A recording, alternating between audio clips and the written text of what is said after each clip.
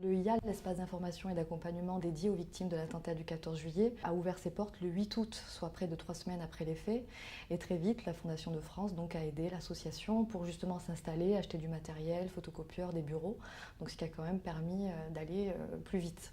L'idée, c'est que vraiment les victimes puissent trouver en un seul et même lieu les solutions à leurs difficultés. Donc, c'est un lieu qui prend en charge les victimes de manière pluridisciplinaire, puisque nous avons une équipe constituée de juristes, de psychologues, mais également de travailleurs sociaux. Pôle emploi, la CAF, le conseil départemental, mais aussi les avocats, le CCAS, la ville de Nice, tous ces partenaires tiennent des permanences ici à l'EIA. Depuis le 14 juillet, nous avons reçu ici près de 1700 victimes.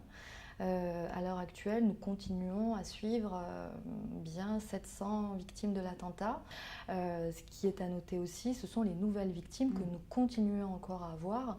En moyenne, 50 victimes par mois à peu près, nouvelles, se présentent à l'EIA pour obtenir un soutien psychologique, une aide, un accompagnement. Donc ça représente environ près de 300 personnes par mois. Malheureusement, on risque encore pendant de longs mois d'avoir des nouvelles personnes ici, en sachant que ce soir-là, sur la promenade, potentiellement, il y avait quand même près de 30 000 personnes.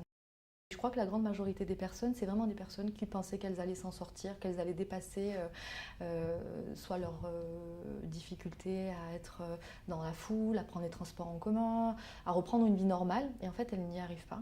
Le fait est que le fonds de garantie ne prend pas en charge, on le sait bien, malheureusement, toutes les victimes, en tout cas toutes les personnes qui se sentent victimes de l'attentat. Pour être reconnues, en tout cas pris en charge comme victimes par le fonds de garantie, des critères ont été posés, donc c'est bien évidemment avoir été exposé au danger du camion et être situé dans une partie de la promenade qui a été considérée par le fonds de garantie comme pouvant ouvrir les droits à indemnisation.